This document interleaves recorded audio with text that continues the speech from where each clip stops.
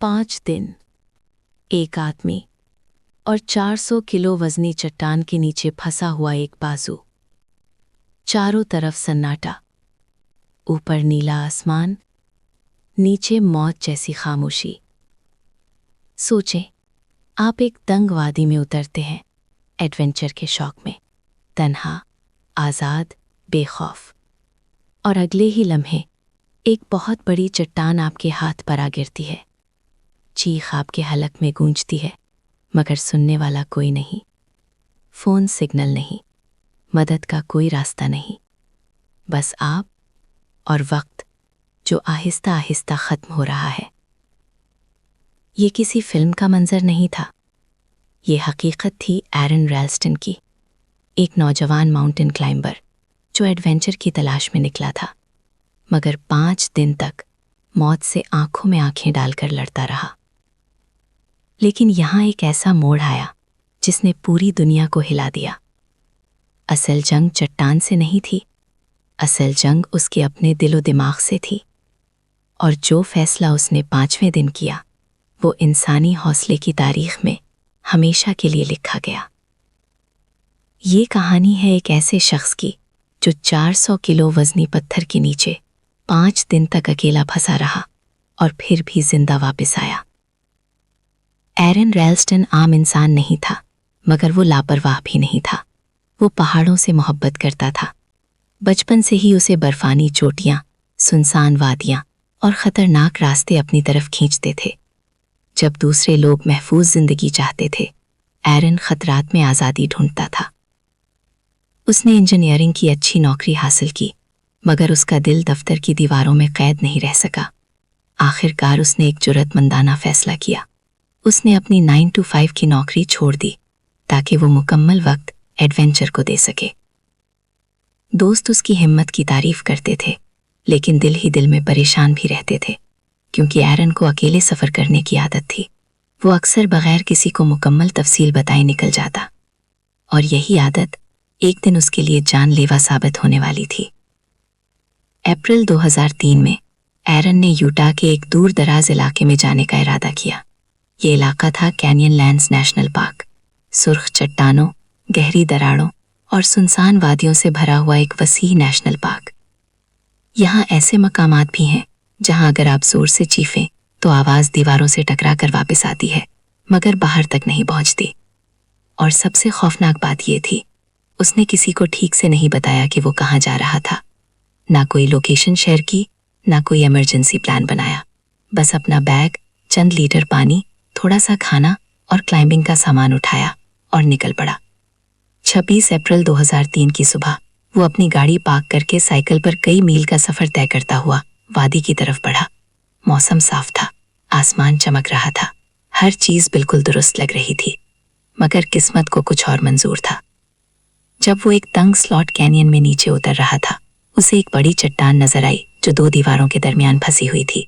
वो मजबूत लग रही थी, जैसे बरसों से वहीं जमी हो। एरन ने एहतियात से उस पर हाथ रखा और अपना वजन मुंतकिल किया। अगले ही लम्हे एक खौफनाक आवाज़ गूंजी। चट्टान हिल गई। वो संभलने की कोशिश में नीचे कूदा, मगर वो 400 किलो वजनी पत्थर भी उसके साथ सरक आया और पूरी ताकत से उसके दाईं बाजू पर आ गिरा। चीख वादी में गूंज उठी। दर्द बिजली की तरह पूरे जिस्म में दौड़ गया। उसने हाथ खींचने की कोशिश की, पूरी ताकत लगा दी, पाँव से धक्का दिया, दूसरे हाथ से पत्थर उठाने की कोशिश की, मगर वो नहीं हिला। बाजू पूरी तरह दीवार और चट्टान के दरमियान फंस चुका था। चंद ही मिनटों में खून की रवानी रुकने लगी, हाथ सुन्न होने लगा। पहले चंद घंटे उम्मीद में गुजरे। उसने अपने औजार निकाले और पत्थर को तोड़ने की कोशिश की। चिंगारियां निकली, धूल उड़ी, मगर पत्थर अपनी जगह जमा रहा। शाम ढली, रात छा गई। रेगिस्तान की रात ठंडी और बेरहम होती है।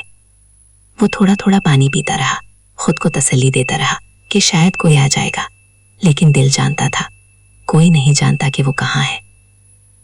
दूसरा दिन ज्यादा सख्त था। सूरज की तपिश, प्यास और कमजोरी बढ़ती जा रही थी। उसने रस्सियों से पुल्ली सिस्टम बनाने की कोशिश की ताकि किसी तरह पत्थर को हिला सके। उसने पूरी ताकत लगा दी, मगर पत्थर नहीं हिला। इसी दिन उसने अपना छोटा कैमरा निकाला। अगर वो बच ना सका तो कम से कम सच्चाई दुनिया तक पहुंच जाए। उसने अपने वालिदैन के लिए पैगाम रिकॉर्ड किया। आंखों में आंसू थे, मगर आवाज मजबूत रखने की कोशिश कर रहा था। तीसरे दिन पानी तकरीबन खत्म हो चुका था। होंठ फाट चुके थे, जबान खुश्क हो चुकी थी। उसे आवाजें सुनाई देने लगी जो हकीकत में मौजूद नहीं थीं। यहाँ एक खौफनाक ख्याल उसके जहन में आया, अगर वो अपना बाजू काट दे तो। शुरू में उसने इस ख्याल को झटक दिया। उसके पास सिर्फ एक छोटा सा मल्टी टूल चाकू था। हड्डी काटना नामुमकिन लग रहा था और खून बहने का खतरा अलग। चौथा दिन टूटने का दिन था। पानी खत्म, जिस्म कमजोर, उम्मीद तकरीबन खत्म। मजबूरी में उसने अपना पेशाब पिया ताकि जिंदा रह सके। उसने वादी की दीवार पर अपना नाम और तारीख लिखी, जैसे अपनी मौत का ऐलान कर रहा था। मगर 5वें दिन कुछ बदल गया। शदीद कमजोरी में उसे एक ख्वाब सा दिखाई दिया। वो एक छोटे बच्चे को गोद में उठाए खड़ा है। खुशी, मुस्कुराहट, जिंदगी। जब वो जागा तो उसके अंदर नई ताकत थी। वो मरने वाला नहीं था। उसने गौर किया कि 5 दिन से खून न पहुंचने की वजह से बाजू का हिस्सा मर चुका था। उसे एहसास हुआ कि हड्डी को काटने के बजाय तोड़ा जा सकता है। उसने अपनी पूरी ताकत जमा की और बाजू को एक जाविये पर मोड़कर दबाव डाला। एक होलनाक आवाज आई। हड्डी टूट चुकी थी। अब आखिरी मरहला बाकी था। उसने अपने चाकू से आहिस्ता आहिस्ता बाकी टिश्यू काटा। तकलीफ नाकाबिले बयान थी, मगर वो रुक नहीं सकता था। तकरीबन 1 घंटे बाद वो आज़ाद था। लेकिन खतरा अभी खत्म नहीं हुआ था। शदीद कमजोरी के बावजूद उसे वादी से निकलना था। एक हाथ से 60 फुट नीचे रैपिल किया, फिर कई मील पैदल चला। आखिरकार उसे एक फैमिली मिली जो वहां हाइकिंग कर रही थी। उन्होंने फौरन पानी दिया और मदद बुलाई। हेलीकॉप्टर आया और 127 घंटे बाद वो मौत के मुंह से निकाल लिया गया। बाद में उसने अपनी कहानी किताब की सूरत में लिखी, जिसका नाम था between a rock and a hard place. 2010 में इस वाक़ये पर फिल्म भी बनी, 127 आवर्स, जिसमें जेम्स फ्रैंको ने उसका किरदार अदा किया। लोग इस मंजर को देखकर सहम गए जब उसने अपना बाजू काटा, मगर इसके पीछे जो कहानी थी वो हौसले की थी। हैरानकुन बात यह है कि सेहत याब होने के बाद भी उसने पहाड़ों को नहीं छोड़ा। वो दोबारा चढ़ाइयाँ करने लगा। मसनूई बाजू के साथ भी उसने वो कारनामे सरअंजाम दिए जो बहुत से सेहतमंद लोग भी नहीं कर पाते। और सबसे खूबसूरत बात, बाद में वो बाप बना। वही मंजर जो उसने वादी में देखा था हकीकत बन गया। जब उससे पूछा गया कि क्या उसे अपने बाजू के खोने का अफसोस है, तो उसने कहा, मैंने अपना बाजू खोया मगर अपनी जिंदगी वापस पाली। सोचें, 5 दिन की अजियत, एक खौफनाक फैसला और फिर नई जिंदगी। ये कहानी हमें क्या सिखाती है? ये कि इंसान के अंदर की ताकत उस वक्त सामने आती है जब हर रास्ता बंद हो जाए। ये कि उम्मीद कभी कभी आखिरी लम्हे में जन्म लेती है। और ये कि एक फैसला, चाहे कितना ही दर्दनाक क्यों ना हो, आपकी तकदीर बदल सकता है। अगर आप इसकी जगह होते, क्या आप वो फैसला कर पाते?